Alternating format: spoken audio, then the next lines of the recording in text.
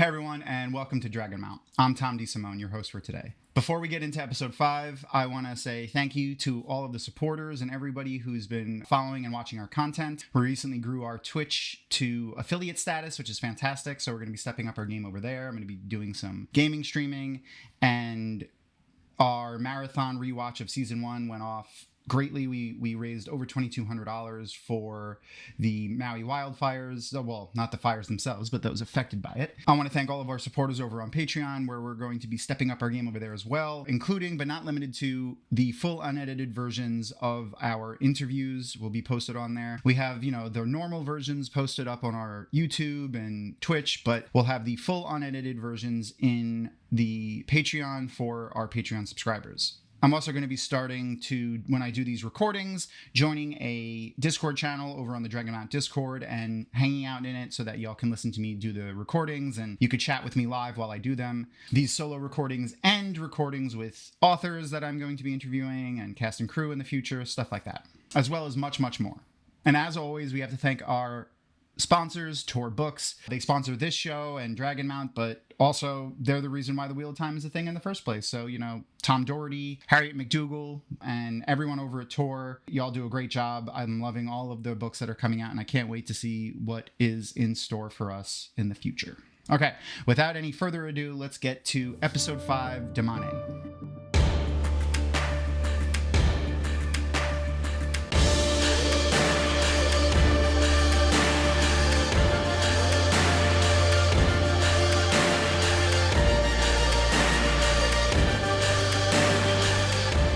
So the recap, and usually these recaps are to give you an idea of what's going to be coming up. The recap featured Aviendha a lot. I haven't seen him yet. I just watched the cold open. But I think I'm going to say I called it and Aviendha is alive. Like I haven't gotten to that part yet. So the way I'm doing these is I'm watching, short chunks of the show and then giving my thoughts and feelings and then continuing to watch and then giving my thoughts and feelings some more. So it's kind of like, a live reaction, but I get to formulate my thoughts a little bit more without, actively watching the show and interrupting it. So the cold open was fantastic. And again, called it. Loyal is a Dakoval, one who is owned, as is Ingtar.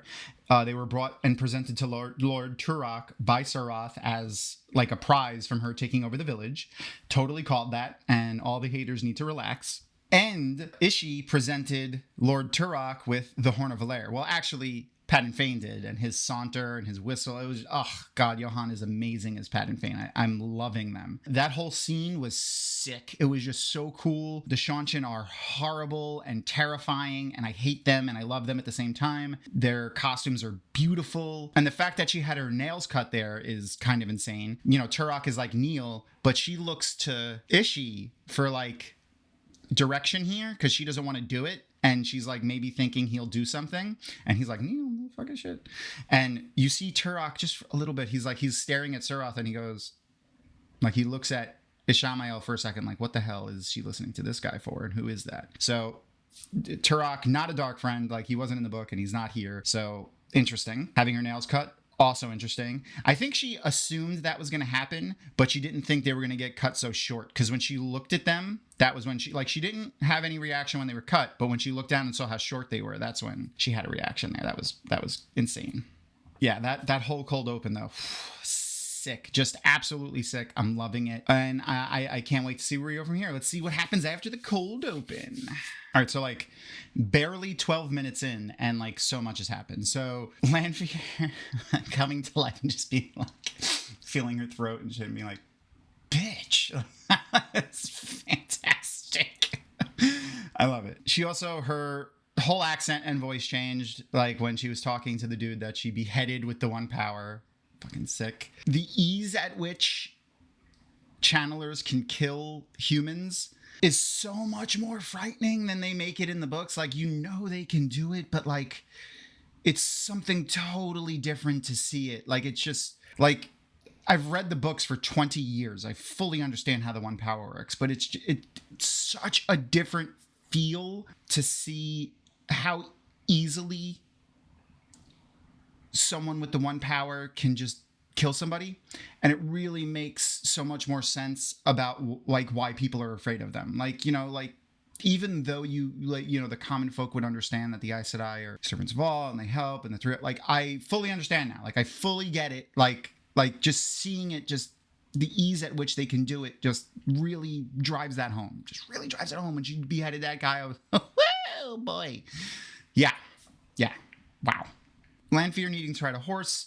Not sure what's going on there. Like if there's not going to be gateways, or maybe it's more difficult, or there's something else needed to use gateways. Maybe that'll be a thing that they discover in this age again. You know, like gateways didn't exist in the Age of Legends either, and that's something that they discovered now. I mean, I get it, because there's a lot of inconsistencies with the use of gateways in the books. Like it just, why don't they do X? Why don't they do X? Why don't they do X? Like if you have gateways, if you have the ability to travel anywhere at any time at any distance, there's so much more they should have been doing, the Forsaken, and they didn't, and it was just kind of dumb early on. So, and I'm curious to see if they include them in any way.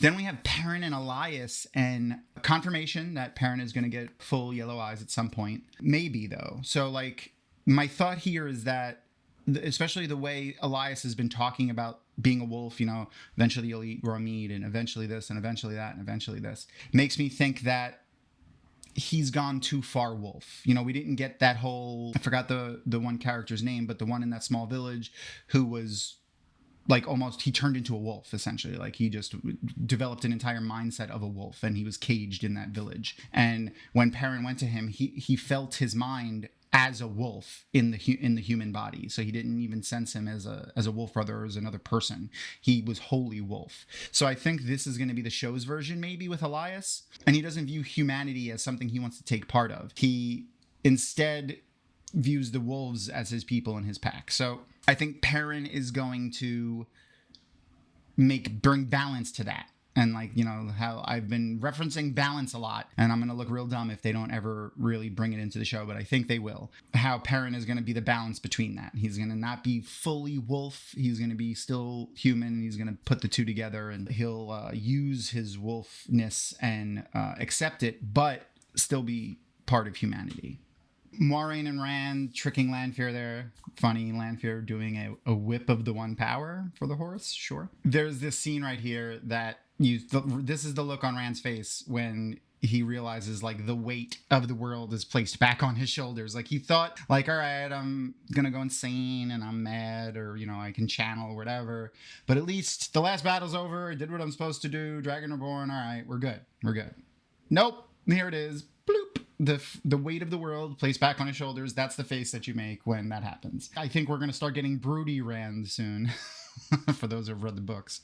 So Hopper running back on scene there, like just, oh my God, he's a purebred good boy. He's just a good boy. I love him. I love his face. Like, look at the face. It's just so, I just want to swish his cheeks. I meant Marcus, not Hopper, obviously, no. I mean, Marcus is good looking, but he's got nothing on offer. Yeah, so the idea of Perrin getting his golden eyes eventually, interesting, unless maybe that balance thing, you know, is going to come back, and like, so he does shift back and forth because he's not fully wolf. I don't know. I hope they don't do that. I hope he gets the yellow eyes, but he still stays part of humanity, unlike Elias. Seeing Uno in that cage, Guy Roberts, whew, man, that's tough. That's tough. But as soon as I saw Uno in the cage, I immediately was like, oh, instead of freeing an Aiel, he's going to free Uno from the cage. Oh, no, wait a minute. He's got to meet up with Aviendha. We know he meets back up with Aviendha at some point. So, and then when we had Roof Mistress Leah on and we were watching the episode, we were like, this town that we see this clip of Aviendha fighting Dane Bornhold kind of looks like the fishing town, like if you look at the buildings in the background. And here we are. So he's going to be freeing Aviendha from the cage instead of Gaul, and probably burying Uno, or maybe just running away with Aviendha, because there seems to be a few more white cloaks, including my boy Aviendha right there. Like, I knew he was alive. I totally freaking called it. I 100% called it. He was going to be alive. Such a good villain, such a good actor in Abdul.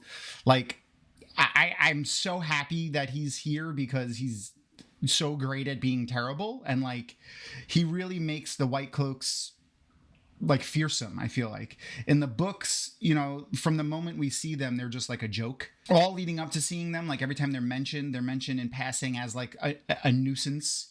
And then the first time we even see them, Matt and Rand and Perrin, I think. Definitely Matt and Rand play that trick on them where they roll the barrel down like the lane in Barrelon and like trip them. It's like an Abbott and Costello bit, and all their armor and cloaks get all dirty. So like they always felt like a joke, or like, you know, more of just like a nuisance, nothing to be feared. And from day one, from when we saw them in episode 2 or 3 of season 1, completely terrifying. Like they're a great unit to be like scared of, especially because it's a wholly human evil. It's not the dark one. It's just hatred and bigotry and ignorance that make them evil. And I don't enjoy that, but like it's so real and it works so well that it's very entertaining to watch, and I'm really enjoying that. And then the interactions with Dane and Aviendha and Dane and Perrin here are really also making me think Dane being the redeemable white cloak. I mean, you don't hire somebody as good looking as him unless he's also taking Galad's role as the redeemable white cloak, which is, I think, what we're going to do. We saw his dad isn't as hard-lined as a lot of the white cloaks were with Aes Sedai when he tells Maureen, like, oh, that's a Trolloc poison and that you should go find an Aes Sedai to heal you. Like a white cloak in the books, any white cloak in the books, I feel like, unless they were, you know, not as conservative in their white cloak views, they were a little bit more progressive, which there are not many of until Galad, would have just been like, oh, you're going to die, I guess, because there's no way to heal that. They would never suggest to go to an Aes Sedai for healing, ever. And the fact that he did makes me think maybe he's imparted some of that progressive, non-hard-lined, views onto Dane. So he's going to end up being the redeemable white cloak, I think. So, you know, at some point, you know, we're going to find out either Elaine only has one brother or no brothers, and their respective storylines are going to be split up and given to different characters. I think the redeemable white cloak storyline of Galad is going to be given to Dane Bornhold. I've been saying that since we saw the casting, and I fully am on board with it. I really think that's what's going to end up happening here. All right, so for a second there, I thought Lanfear was going to end up in Tar-Valon. I mean, she still might, but like, I thought this was her, and then, you know, Perrin took her hood off, because Lanfear in Tar-Valon is terrifying. Yeah. Pretty terrifying. But Perrin there, if, you know, the book storyline of her lines up, isn't that much less so scary, kind of. So we have 2 brown sisters that she goes and meets at a library. So yes, Jessica, I think she said her name was, and Naomi. This interaction with the Aes Sedai, with, like, you know, no one else around, and members of the same Aja who are friendly with one another, is like a breath of fresh air comparatively to all of the other interactions between Aes Sedai that we've seen, really. Even Maureen and Alana, you know, they were guarded with each other. Like, you could tell immediately. Here, I mean, Perrin is obviously manipulating them to get information from them, but, you know, the other 2 seem genuinely excited and happy and, like, you know, hanging out with Perrin, and, you know, and apparently Aes Sedai love their booze, because, you know, we have novices partaking, and then how excited these 2 are about Adeleus's. I'm hoping it's like a homebrew. That would be great. But yeah, it's an interesting little bit there. I don't know if this is the Tower Library or maybe like an adjacent thing. Maybe the Brown run a library in the city. That would be interesting. But yeah, we'll see. So our girls are tied up here, and, you know, having and shielded. So, like, Liandrin is somehow maintaining the shield on 3 of the most powerful channelers they've ever seen simultaneously while traversing them through the ways. Like, that's difficult. I mean, they're untrained and they don't know how to break them, but, like, still difficult. Full confirmation now, she's black. So, yeah, that theory is out the window, obviously. Though she still is giving, like, I don't really know if I like what I'm doing vibes. But, you know, that could just be another manipulation tactic to get Nynaeve to lower her guard and, like, listen. She didn't mention Arthur Hawkwing by name, but a great king once almost threatened to burn the tower. Like, that's, you know, where the 3 O's come from the book. So yeah, that's on par there. No mention of his name yet, so I don't know if they're gonna dive too far into that, but, you know, we'll see. Maybe when the horn is blown, we'll see Arthur Hawkwing there like we did in the books. Then we get this pretty cool scene of Suroth and Ishamael, and obviously she comes in all pouty and haughty about her nails being cut, tries to throw her weight around a little bit, and Ishamael's like, don't think so. So this idea of the Dark Friends and the reasons they swore their oath to the Dark One here, like Nynaeve was like to Liandrin, like, why did you swear? Like, what did you gain? So I like this so much better than like the majority of the Dark Friends in the book. Even the Black Aja are like swore their oaths simply for power, you know, like, oh, I wanted more power, I want to live, I want to be forever, I want to be a chosen. Like, it's just it all seems so shallow, obvious that wasn't going to be a thing. And I don't know, I just felt it lacked a little bit of depth for a large portion of them, at least. And so far, every single Dark Friend that we've seen, outside of Pat and Fane, because we don't really know his reasonings, like, they have a little bit of depth to why they've sworn, you know, like, so far. I'm interested to see what they do with the Forsaken themselves. Yeah, I'm liking where they're going with this. And Ishamael reminding Suroth, I know why you swore your oaths. Immediately, she switched gears and was like, oh, never mind. I'm sorry, my lord. I spoke out of turn, you know, like, yeah. So I'm really interested in seeing where they go with this, because it's adding just such a nice layer to the reasoning behind the shadow there. And like, you know, I want power and like I want to live forever. Like, it's, I don't know. I mean, I'm sure there's going to be people like that, and that's fine. But like, I feel like the majority of people in the books, that was their reason. Attack all at once, one at a time, and she'll have you.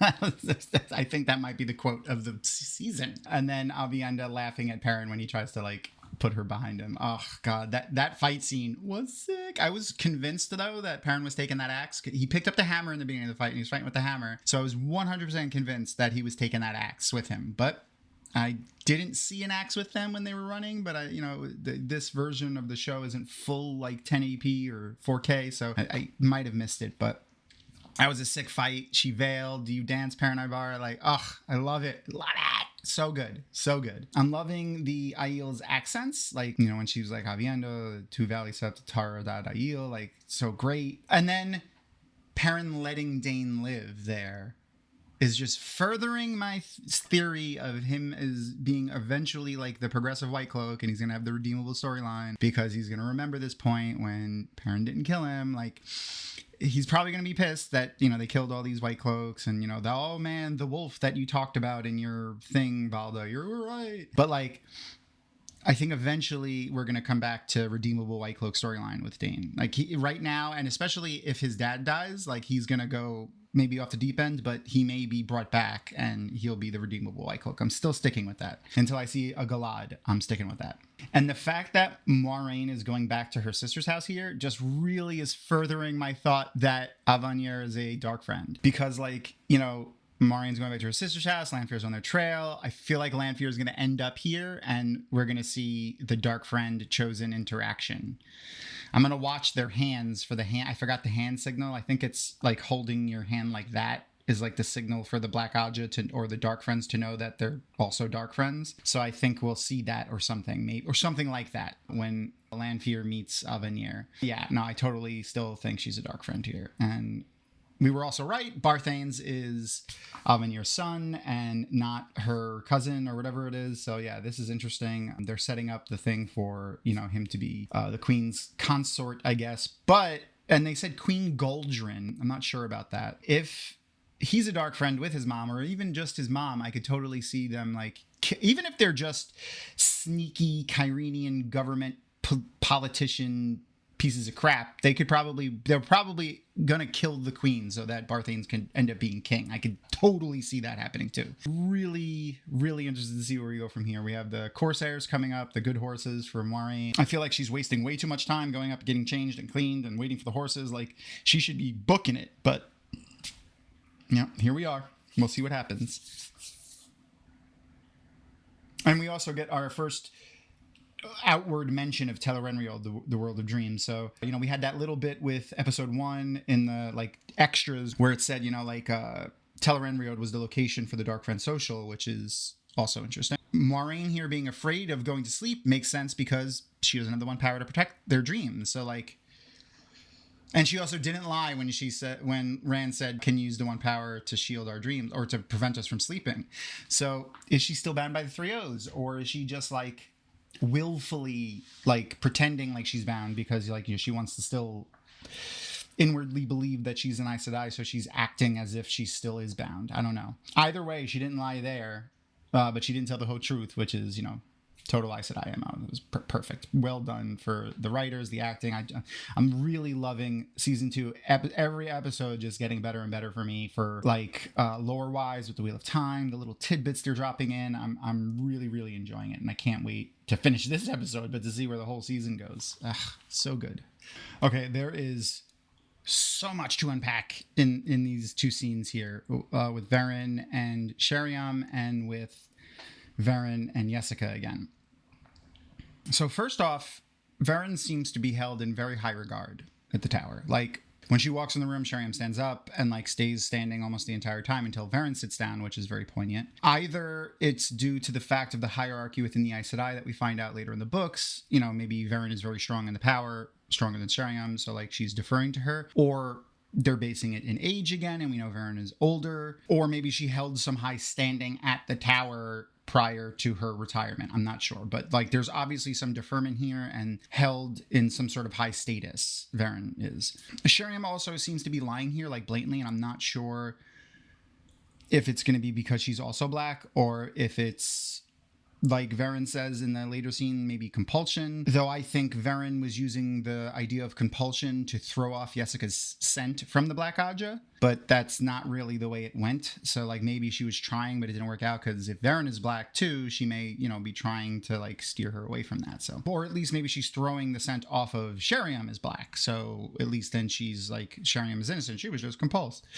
I could still see it. When they talk about the tremor in the writing, you know, like obviously she can't write a lie either. So, you know, was it someone else's hand? And Perrin is like, no, she said she remembers writing the notation herself. So like she really paid attention to every word she said. Jessica's eidetic memory and copying the handwriting, pretty cool. I like that. I love this shot of the old tongue that we get here too.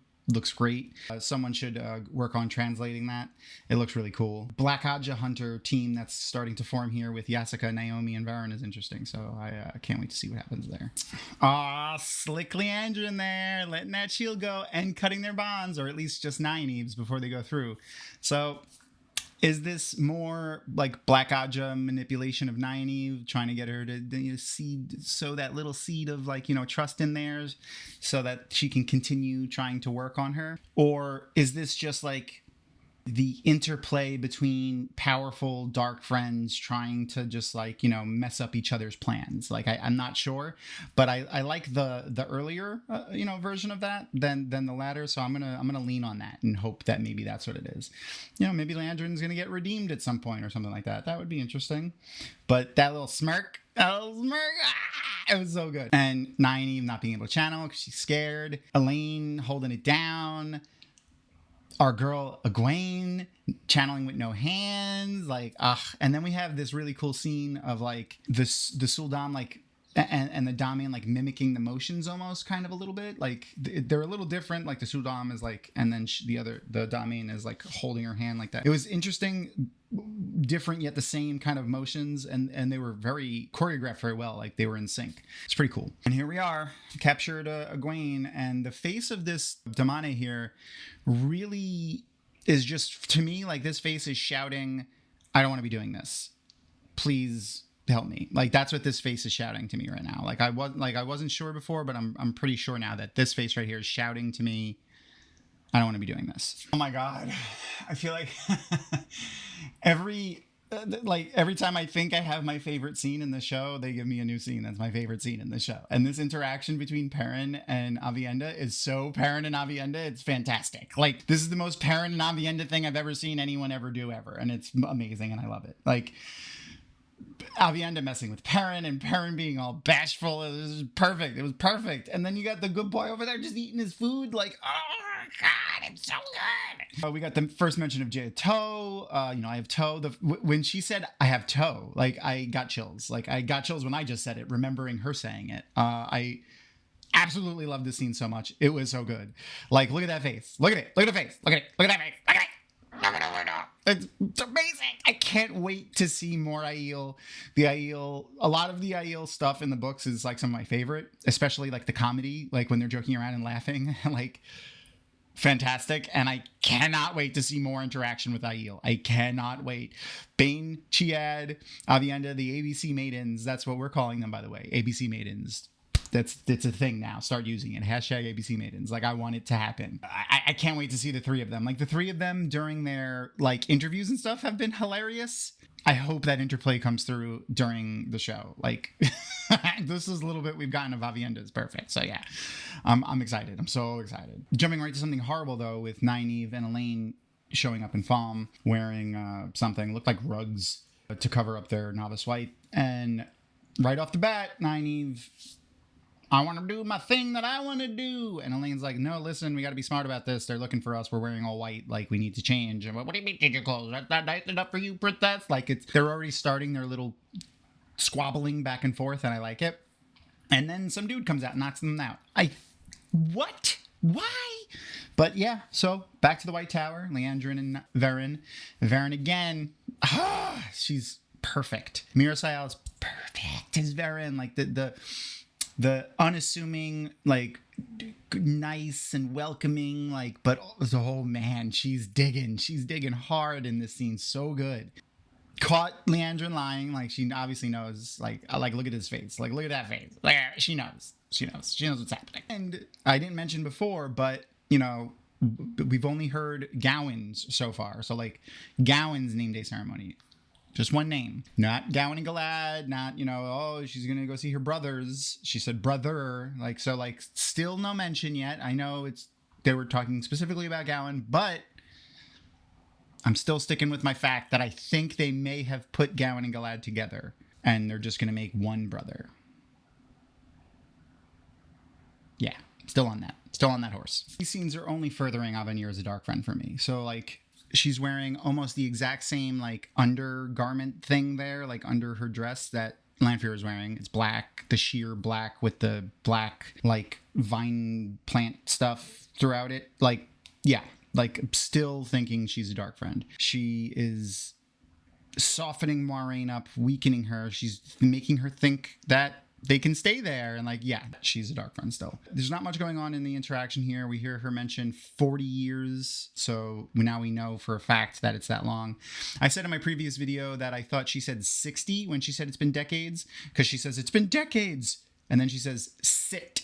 But, like, when I was watching the screener, I thought she said 6, but we don't have closed captions on the screeners. They caption the old tongue at least, but not, you know, everything. Like, it can't just turn closed caption on. And then we get some of my favorite scenes, honestly, like, even from the books, some of my favorite scenes in the entire series are two Forsaken talking to each other, because we get to see this, like, look into the past of when they talk about things. Ishamael mentioning here how they still walk about bashing each other with swords and queens. Like, that idea of how, like, primitive they are really just comes through there.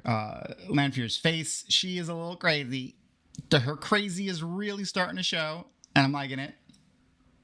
Ishamael is, as, like, the leader here, is also pretty cool. Like, they already kind of defer to him here, and then we got Lanfear being like, of course I'm gonna stab you in the back. Like, the interplay here, so great. Lanfear messing around with him, making him look like Rand. Like, this whole, so good. And then we get confirmation of a couple more Forsaken here. Moghedien, who's insane, apparently. Grendel, who's a vain idiot. And then the boys. So Lanfear, Grendel, Moghedien, and Ishamael and the boys. So we still don't know for sure which the boys are. If I had to guess, though, Samael, Asmodean, Ishmael, and I'm hoping not Demandred, but if it's Demandred, at least it'll be, like, you know, give him a better storyline than the Demandred from the books. Like, I'm hoping for a combination of Agenor and somebody, because Agenor being, like, a biochemist, you know, experimenting on, like, the humans and animals and making Shadow Spawn is such a more interesting storyline than, oh, man, I'm mad at Luke Darren because he's stronger than me and smarter than me and better looking than me and he's one day older than me. Like, such a better storyline than Demandred. Yeah, absolutely. So this placement of Ishamael amongst the Seanchan is creating interesting story branches here. I'm not sure where they want to go with it, but, like, him having been in the Seanchan for years maybe at this point, is playing into the, him getting spun out and being able to interact with the world every so often. So I am really, really, really interested in exploring to see how far his reach goes there. So he made himself high on the court. Turok already knows of him. He knows the proper protocols. Empress makes you live forever. She's the only one that could see the omens for what they really mean. But obviously his finger is there. Like, he's the one that pushed them into going to do the return, which is, I think, more interesting than what we had in the books. Like, it was just, it's time. It just happens to be the same time that we're going to return, that the last battle's happening. So, like, the fact that the Forsaken are the ones kind of the force behind the Seanchan gives the Seanchan another layer other than just kind of being terrible,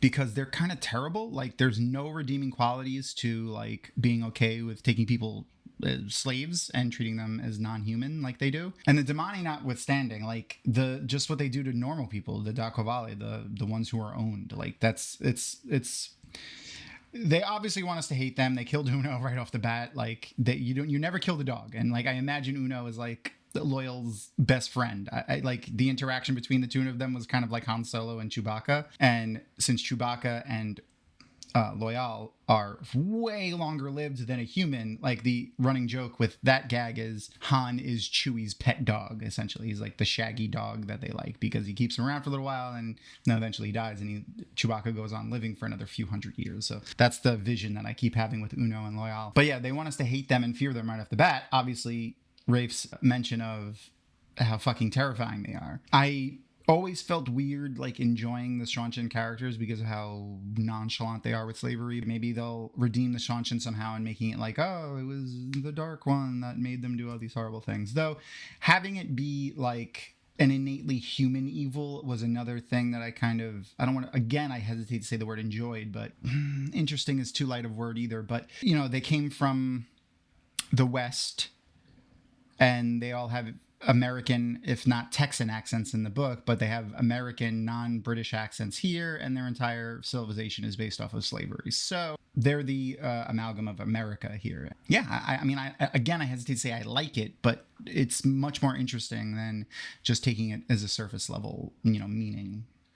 So Ishamael talks about a gift that Suroth wants to give Turok. Probably going to be Egwene, though I thought she was supposed to be a gift for Suroth. So we'll see. I couldn't imagine it being anything else other than Egwene.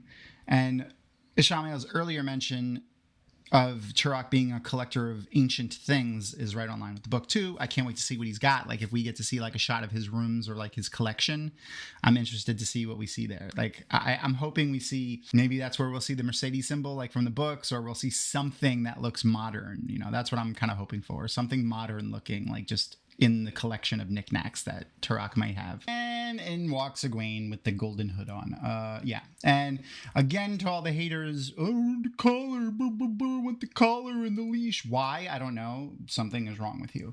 But here it is, collar and leash. Makes much more sense that the leash is something of the power and, not necessarily a physical leash, though they do use one, I'm sure, for training, as we see here. Having people collared and leashed together on the battlefield would be ridiculous and would not work in any way. Like, could you imagine, like, two women, or even just anybody, just being two people, like, joined neck to wrist, like, and then trying to coordinate battle maneuvers? Like, if one person falls down, you're dragging the other one with you, and that person is like a rail gun. So, like, if you trip and fall as she's shooting a fireball, you've taken out half your forces. Like, that would be ridiculous. So the fact that they're interchangeable here is just following along with the story that Robert Jordan wrote, because he eventually removed the leashes as well. So makes much more sense. I like this. We see the collar grow on and it grow into that full, like, collared neck piece that she has, and it's just sick looking. And Madeleine, whew, man, she's really got it in for her for the rest of this episode and maybe part of the next. Trying to, like, her acting is just, it's crazy. Like, the pain that she shows here when she's being, like, tortured or whatever it is through the collar, I felt it. And, like, I remember from the New York City Comic-Con thing that we saw about how the actors were like, oh my God, Madeleine's acting this season, it was so powerful. So, like, I'm not really looking forward to it, but while at the same time kind of looking forward to it because I want to see the great acting, but it's going to be painful to watch. So we have this yellow sister. I couldn't hear if her name was Prima, Rima, Prima, but like she's a yellow sister, beautiful. Her warder is pretty big. I can't wait to see if there's some fighting going on with them. I think we saw a clip of her from one of the earlier teasers, like of this woman like channeling like really powerfully and like screaming. So I think we're going to see them fighting at some point. And then we're to Maureen and Rand. So Aviendha, having convinced Maureen to stay and therefore leading her to letting Rand going to sleep. Oof, man, really just playing into the Forsaken's hands here. Totally convinced she's a dark friend. Let me know what you guys think. And then here we are, the iconic scene, Rand strapped to his wheel, and it is Tel'aran'rhiod. I've been saying that from the very beginning. There's no way that this is going to be like a real thing. Like, it's obviously Tel'aran'rhiod. And as one of the Dragonmount staffers put, goth share. I mean, there's no better description there. They threw us off because they showed us this image earlier with like the back to us, and the way the head is shaped, it looks very much like Suroth's headdress. So I thought it was Suroth in the past, but that wouldn't have really made sense here. So the fact that it's Lanfear and they just gave her a similar shaped headdress, well done. Yeah, really liking it. And her clothing resembling that of Aviendha's again, that undergarment, the black lacy sheer thing that was under her dress looked very much like Lanfear's garb. So I'm really starting to think that Aviendha is going to be there. The fact that Maureen didn't mention or bring up the fact that Rand knew Aviendha like from before, like where, how, yeah. Lanfear brought her to her party. Yeah.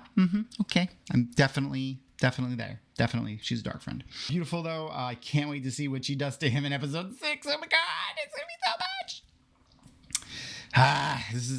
This was a strong episode, and the innkeeper is going to be excited at these shots.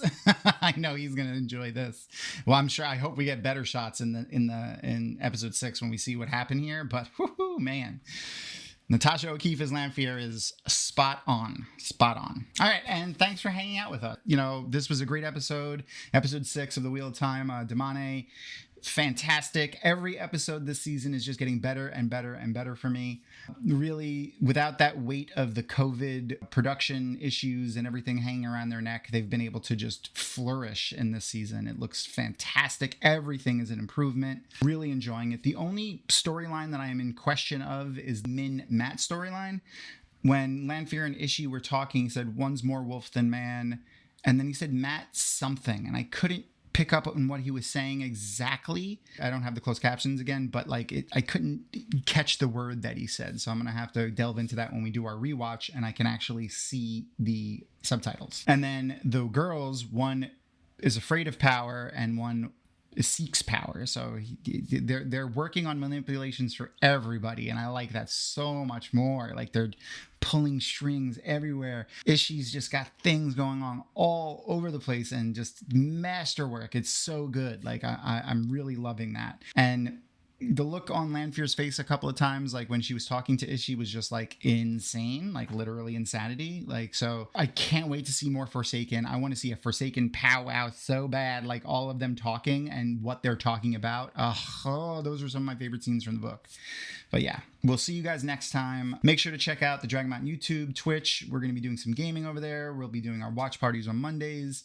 And over on TikTok, Kitty is holding it down, growing that TikTok real well. Make sure to give that a follow and interact with those videos, talk to her. We have a lot of fun stuff planned with that. Alan Romanchik really likes to interact with Kitty on the TikTok stuff. So like we have a lot of fun with him there. And until next time, may you always find water and shade on the slopes of Dragonmount.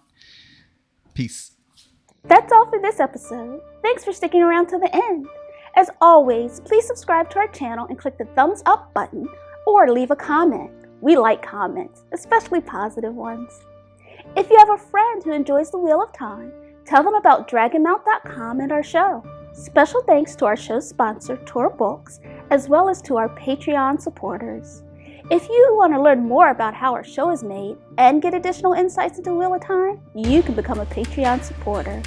We have a lot of big plans for the show, and your contribution will go a long way to making them a reality. Be sure to follow Dragonmount on social media, and see you next time.